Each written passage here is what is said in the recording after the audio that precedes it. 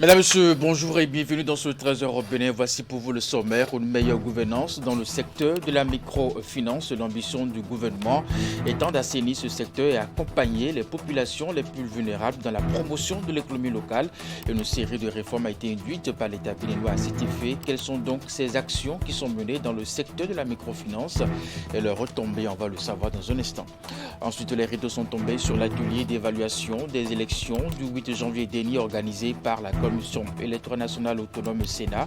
Pendant 4 jours, les acteurs impliqués dans l'organisation du scrutin ont passé au peigne fin le processus électoral qui a conduit à l'élection des députés de la 9e législature. Au thème des travaux, les responsables de la Sénat sont satisfaits de la qualité des échanges. Et puis enfin, valeur nutritive des fruits et légumes, on en parle dans ce 13h au Bénin avec un spécialiste de la question, un diététicien, mais aussi une descente dans le marché des fruits de Dantoba.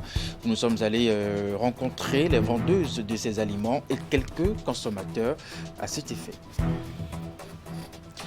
Madame, Monsieur, voici pour vous le sommaire de ce 13h au Bénin. À nouveau, bonjour et bienvenue si vous nous rejoignez. Elles sont nombreuses, ces réformes entreprises par le gouvernement de la rupture. Depuis 2016 au Bénin, le secteur de la microfinance a été aussi touché par des réformes. L'ambition du gouvernement étant d'assainir ce secteur et d'accompagner les populations les plus vulnérables dans la promotion de l'économie locale.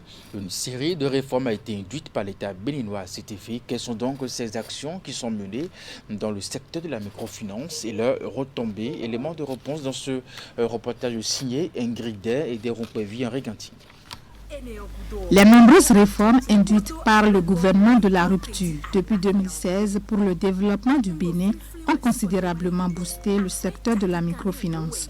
En la matière, nombreuses sont les actions entreprises par Patrice Talon et son équipe pour assainir ce milieu et accompagner les populations les plus vulnérables dans la promotion de l'économie locale. Le gouvernement béninois aujourd'hui a fait l'option de pouvoir rattacher la microfinance au secteur des affaires sociales. L'État a pris un arrêté pour pouvoir créer la direction générale des secteurs financiers, qui aujourd'hui est en relation avec les banques, les institutions financières, pour pouvoir voir leurs activités sur le terrain. Dans le même temps, le gouvernement a créé l'Observatoire de la qualité des services financiers, qui aujourd'hui sera un maillon vraiment pour pouvoir dynamiser ce secteur. Et après, l'État aussi a pris encore un autre arrêté aujourd'hui pour arrêter le phénomène d'adobé qui, à un moment donné, a commencé par prendre une ampleur sur le territoire national. À ces réformes s'ajoute la mise en place du projet Assurance pour le renforcement du capital humain H, un projet phare en matière sociale pour le gouvernement qui, dans son deuxième paquet, s'intéresse au crédit pur, le microcrédit à l'AFIA, lancé le 27 octobre 2020 avec un palier de 30 000 à 50 000 francs CFA, passé à 100 000 francs en 2022. Cette nouvelle approche de mise en place des microcrédits basée sur la digitalisation couvre tout le territoire national avec 84% des bénéficiaires qui constituent des femmes. Padme, comme la plupart des SFD du Bénin, contribuent énormément à la distribution du produit microcrédit à la FIA. C'est nous, SFD, qui mettons en œuvre ce projet développé par l'État du Bénin. C'est nous qui prospectons les groupements de femmes. C'est nous qui les sensibilisons. C'est nous qui dirigeons tout le processus jusqu'à la mise en place du crédit. Le meilleur de mi c'est quand même wana et on s'en de mi ravona donc peut-être de gami ton talent tam de mi coup d'azor avant de couper de zone il veut faire quoi oui il faut se mignon les de ton c'est quoi de rapouler moto de poulet là ça c'est quoi de rapouler vous êtes pas de vous à dovi quelqu'un là mais changer le bagage mais bon mon accordé yo et n'importe et aussi vivant. Cette série de réformes entreprises par le gouvernement dans le secteur de la microfinance a eu des impacts positifs aussi bien sur le plan administratif que sur les populations. Toujours dans la dynamique de soulager les populations, un montant exorbitant est décaissé par l'État au fin de satisfaire ces nombreux citoyens qui adhèrent au microcrédit à l'AFIA. Par ailleurs, faut-il souligner que la mise en place de ce projet a aussi permis de délivrer près de 115 000 certificats d'identification personnelle à plusieurs citoyens béninois, toute chose qui facilite l'identification des bénéficiaires. Le processus est simple, la condition c'est de se retrouver en regroupement solidaire. Alors PADME les accompagne en fonction de leurs affinités, en fonction de leurs activités également. La principale condition de bénéfice, c'est d'abord la pièce d'identité et le numéro de téléphone. Au nom du bénéficiaire, parce que le décaissement se fait directement sur son porte-monnaie électronique. Les conditions normales sont remplies. Le dossier est instruit, le FNM est avisé, le déblocage a lieu dans les 15 jours. Aujourd'hui, nous avons 267 000 bénéficiaires pour un montant total de décaissement de 17 milliards. Donc vous-même, vous voyez ce que l'État est en train de faire par rapport à ces populations. Pour mener à bien ce projet, un accent particulier est mis sur l'éducation financière. Chargé de la distribution et du suivi des fonds, le Fonds national pour la microfinance et les systèmes financiers décentralisés ont pour mission de sensibiliser les bénéficiaires sur l'usage efficient, rentable et le remboursement des fonds perçus.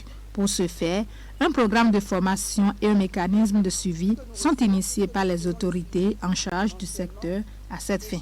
La sensibilisation est à deux niveaux. D'abord, avant la mise en place du crédit, il faut déjà faire la prospection et ensuite avoir un atelier de déboursement pour davantage les conscientiser à l'utilisation à bon escient des crédits distribués et les amener à pouvoir rembourser à bonne date.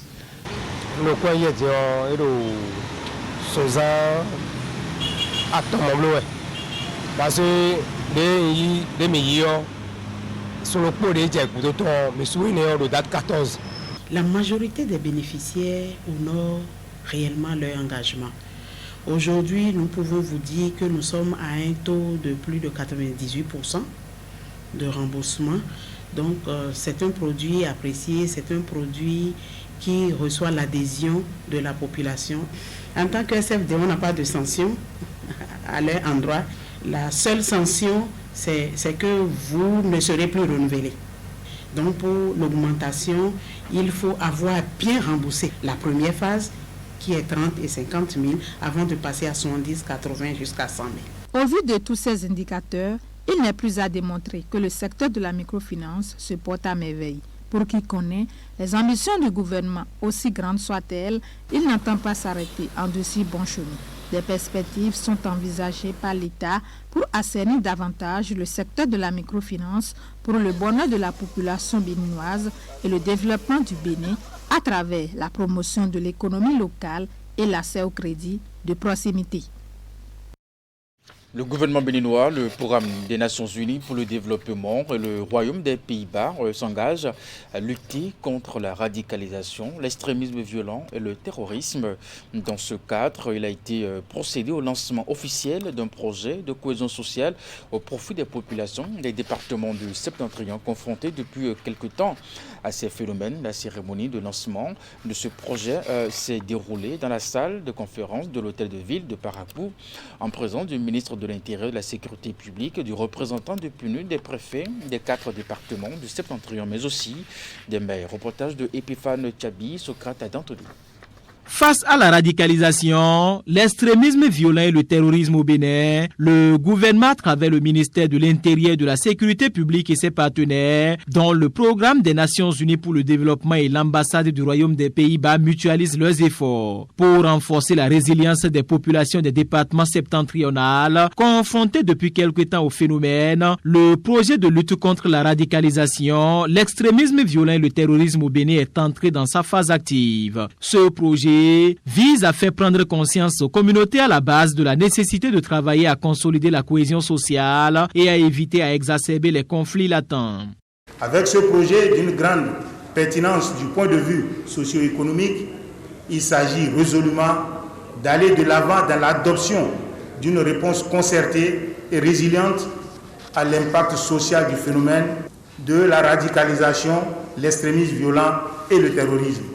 Mesdames et messieurs, chers invités, votre présence dans cette salle témoigne de votre engagement à contribuer au succès de ce projet. C'est l'occasion de dire mes remerciements au programme des Nations Unies pour le développement, pour l'accompagnement du Bénin dans la réalisation des objectifs de développement durable et particulièrement dans la prévention de l'extrémisme violent. Je tiens également à féliciter le Royaume des Pays-Bas pour s'être positionné au financement de ce projet. Le projet vise également à renforcer les mécanismes de dialogue et de compréhension entre les différentes communautés, particulièrement entre les éleveurs et agriculteurs souvent confrontés à la transhumance et aux problèmes liés à la gestion des ressources naturelles. Un projet auquel souscrivent avec conviction le Programme des Nations Unies pour le développement et le Royaume des Pays-Bas. La prévention des conflits est une priorité fondamentale car elle permet de sauver des vies, de préserver les acquis du développement, de transformer structurellement les économies et de construire de meilleures perspectives de développement pour la réalisation des objectifs de développement durable. C'est pourquoi le PNUD, en tant qu'organisme principal de développement des Nations Unies, a toujours été à l'avant-garde des efforts visant à favoriser le développement humain durable. Pour la coopération néerlandaise, lutter la pauvreté, réduire les inégalités et renforcer la cohésion sociale sont des priorités. Et cela est exactement pourquoi l'ambassade priorise le nord du Bénin, les départements d'Alibori, Atakora, Bougou et Donga. Les bénéficiaires directs de ce projet sont le gouvernement du Bénin à travers les 4 départements du nord du pays. Il est financé à hauteur de $3062 américains et va durer 3 ans. Les rideaux sont tombés depuis ce samedi sur l'atelier d'évaluation des élections du 8 janvier dernier organisé par la Commission électorale nationale autonome Sénat. Pendant 4 jours, les acteurs impliqués dans l'organisation de cette échéance ont passé au peigne fin le processus électoral qui a conduit à l'élection des députés de la 9e législature. Au terme des travaux qui se sont déroulés dans un hôtel de la ville de Paracourt, les responsables de la Sénat sont satisfaits de la qualité des échanges, mais aussi des propositions faites par les participants pour les élections à venir. Reportage de Epiphane Tchabi, Socrate Adantoli.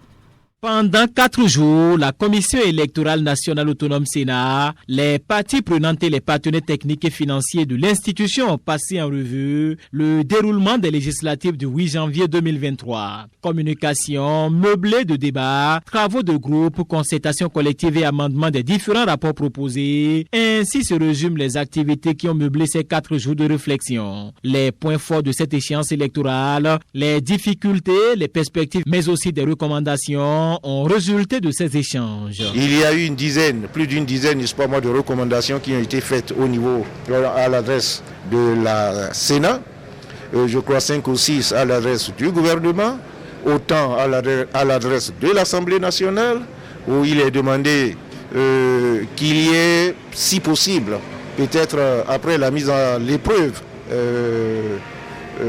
du code électoral, que l'on voit s'il y a des dispositions qui pourraient être revues pour repréciser certains aspects de manière à faciliter les prochains scrutins. De même, la liste électorale a rencontré un certain nombre de difficultés.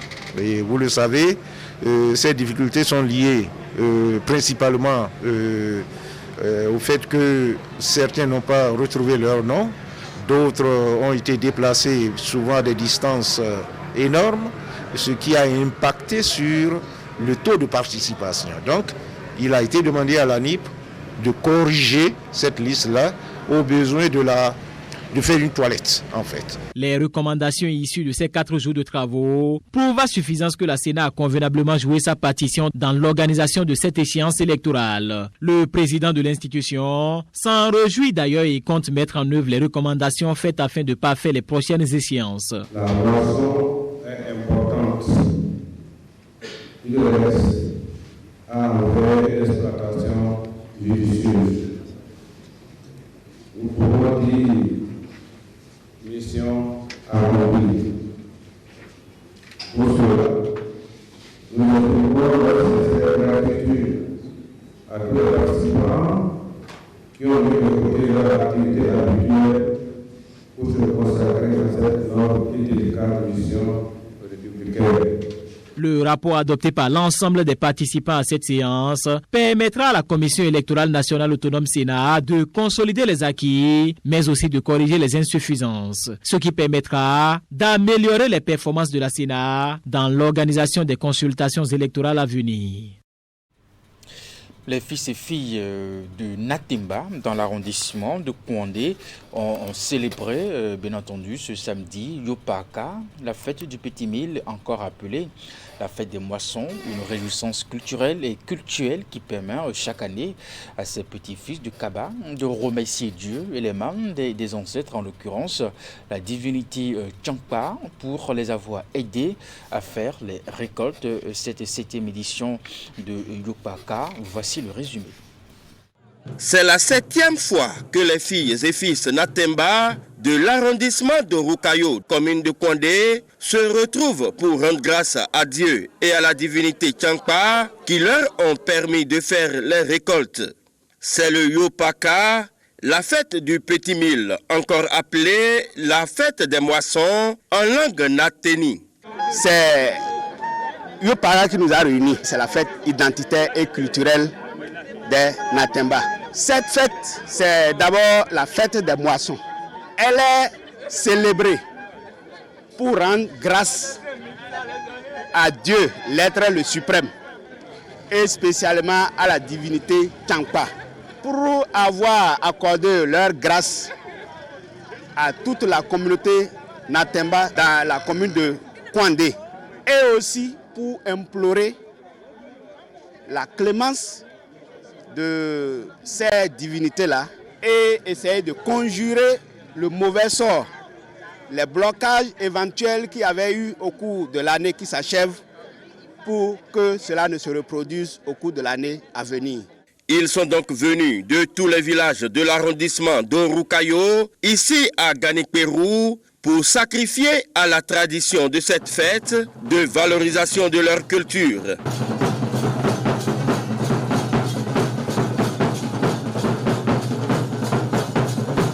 Occasion pour la Commission nationale linguistique Nateni d'encourager cette initiative qui devra se perpétuer. La Commission nationale linguistique est de cœur avec vous et prie que cette fête qui est en train d'être organisée soit toujours continuelle et que la relève soit également acceptée par nos parents.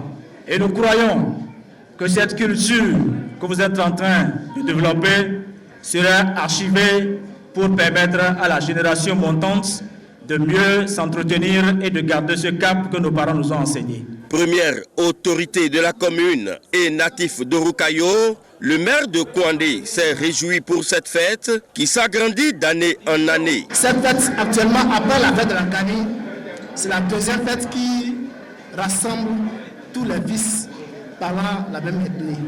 Et je souhaite bien que nous puissions nous unir davantage pour garder le flambeau très haut, pour que désormais nous puissions recevoir, je dirais même l'appui, pourquoi pas du fond d'aide à la culture, et pourquoi ne pas songer à la rendre nationale.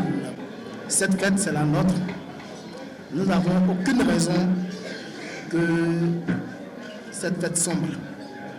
Nous devons chaque année donner le meilleur de nous-mêmes, montrer cette union qui existe entre nous pour que cette fête soit la meilleure de nos fêtes. À la fin des manifestations riches en animations culturelles, différents repas à base du Petit Mille ont été dégustés dans une ambiance fraternelle.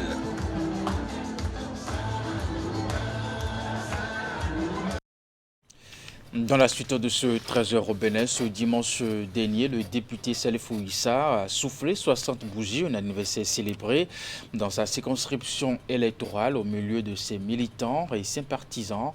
C'est le foyer d'Aouda Fati, l'Araba de Malanville, qui a abrité les manifestations, dont voici le compte-rendu. Danse, animation folklorique, défilé de chevaux, échange de vœux et bien d'autres. Voilà ce qui a meublé ce 60e anniversaire de naissance du député Salifou Issa ce dimanche. Les populations de Malanville, Kandi et Karimama n'ont pas voulu passer sous silence ces 60 ans de leur leader charismatique. C'est alors autour de cette grande foule que l'heureux sexagénaire a rendu grâce à Allah pour cette faveur qu'il lui accorde. Merci population de Manaville, Karimama et Kandi. Je suis heureux de venir partager ce repas avec moi pour mes 60 ans. Je suis venu à Manaville parce que Manaville nous a soutenus. Karimama est là, il nous a soutenus. Kandi aussi est là, ils nous ont soutenus. Aujourd'hui, je suis fier de cette population de Manaville, de Karimama et de Kandi. Cette grande réjouissance a très tôt pris l'allure d'un meeting politique. Et face au combat de développement entamé pour changer l'image des villes qui composent la première circonscription électorale, l'heureux du jour, face à tous, implore la clémence d'Allah de lui donner l'énergie nécessaire pour ne faillir à aucune mission. Et s'il plaît à Dieu, je vais leur prouver que moi je ne suis pas un bâtard. Pour le reste de ma vie, je vais travailler pour eux. Je vais travailler pour Manaville, je vais travailler pour Karimama, je vais travailler pour Kandi. Voilà donc l'annonce que j'ai vraiment pour eux aujourd'hui, pour mes 60 ans. Il finit par rassurer les uns et les autres quant aux engagements pris. Et face à cela, chacun à son niveau est appelé à garder sa sérénité absolue. De quoi ils ont peur? D'avoir seulement peur de Dieu. Ce 19 février, date anniversaire de l'honorable Salifou Issa, vient coïncider avec l'intronisation du tout nouveau chef boucher de Malanville, il a nom Maman Ousmane. Pour cette double célébration, ces acteurs se sont donné la main pour festoyer en famille. Tous les amis ayant effectué le déplacement ont formulé de bons vœux au digne fils du Dendiganda. Je lui souhaite la joie, la santé, beaucoup de souhaits pour lui. Et je lui souhaite aussi beaucoup de 19 février. Pour notre honorable, que nous souhaitons longévité et prospérité surtout, santé et bonheur. Et qu'il sache qu'il a un peuple derrière lui toujours, qui le soutiendra pour ses efforts. Du haut de ses 60 ans, le sexagénaire a montré qu'il tient encore bon à travers cette démonstration à cheval devenue une passion. Cet instant de dégustation des différents mets a donné aussi un cachet spécial à ce 60e anniversaire du député Salifou Issa à Malanville.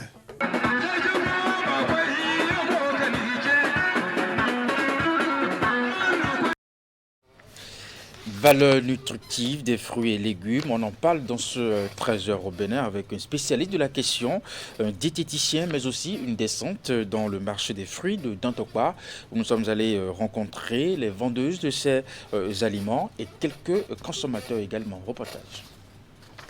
Pourquoi consommer des fruits et légumes?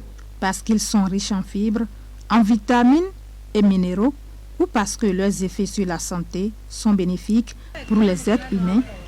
Généralement, ces aliments, encore appelés micronutriments, contiennent de nombreuses richesses indispensables au bon fonctionnement de l'organisme. Très prisés par bon nombre de personnes à la quête d'une solide santé, ils sont répertoriés en deux grandes familles, à savoir les fruits secs oléagineux et les fruits en eau.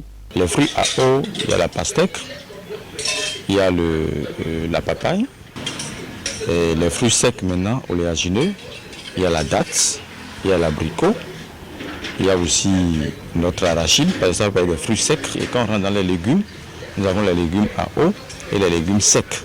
Donc les légumes à eau ici, nous avons le concombre, nous avons les feuilles de menthe, nous avons tous les légumes tels que gourmand, tiayo, glaceux, menthe. Je prends par exemple le cassoulet, le haricot blanc, le haricot rouge, le vanzou, tout ça c'est des légumes secs. Contrairement aux fruits, les légumes nécessitent une cuisson, mais de courte durée, afin de favoriser leur mastication. Mon fruit préféré, je crois, c'est la banane. Je prends aussi de l'orange, de l'ananas par moment, de la papaye. Il y a des fruits qui sont vraiment bons pour l'organisme. Par exemple, l'orange. Quand tu es un peu constipé, tu peux prendre l'orange pour être en bonne santé, pour pouvoir aller bien au sel.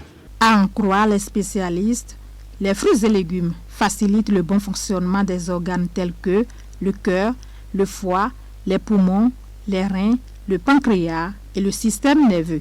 Les chiffres ont montré que beaucoup sont dans l'hémorroïde, dans la constipation à tout moment. Parce qu'ils sont dans des aliments à blé tendre, c'est-à-dire le pain, la pâte.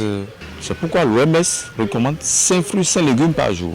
Donc les fruits sont très importants pour la santé et on doit même programmer ça dans notre menu. Et ça fait partie des besoins fondamentaux de l'homme.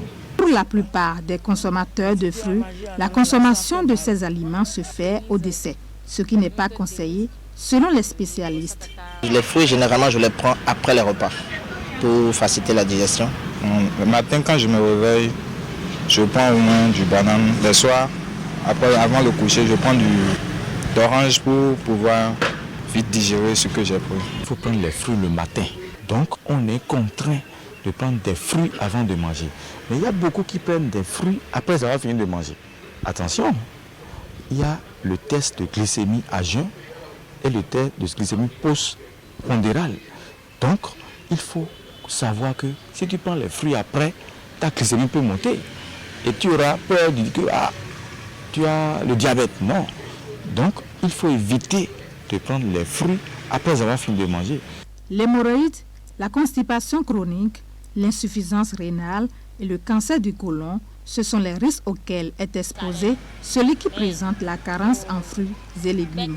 Cependant, un régime alimentaire réduit, rien qu'aux fruits, pourrait exposer l'être humain à plusieurs déconvenues. Ainsi, l'excès en consommation des fruits et légumes pourrait aussi engendrer des conséquences sanitaires. Le risque à courir, c'est la diarrhée, parce que si la personne a trop de fibres, c'est-à-dire qu'il peut aller au besoin 4 fois à 5 fois par jour et ce n'est pas encore bon. Elle sera déshydratée. Donc il faut qu'il évite d'en consommer de trop. Même les végétariens, ils ont des problèmes. Les végétariens, ils ont des problèmes d'avitaminose. Donc tout est question d'équilibrer. Il suffit seulement de manger en portion, en qualité, et le résultat est bon.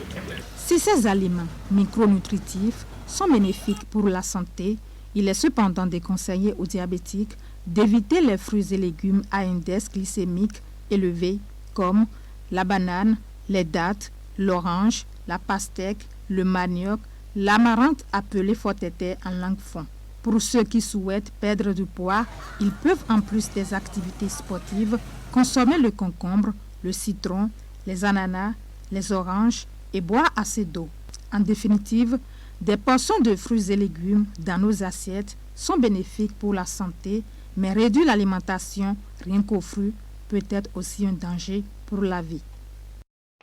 Et pour finir ce 13h au Bénin, pendant que le Festival international des arts du Bénin suivait son cours, le groupe Empire, initiateur de cet événement, lance officiellement un nouveau service au profit des artistes du Bénin et d'ailleurs. Il s'agit de Black Music Industry, une toute nouvelle maison de production mise en place pour accompagner les artistes, toutes catégories confondues, dans leur carrière. Tidi Goudalo, Elvis Tonouko.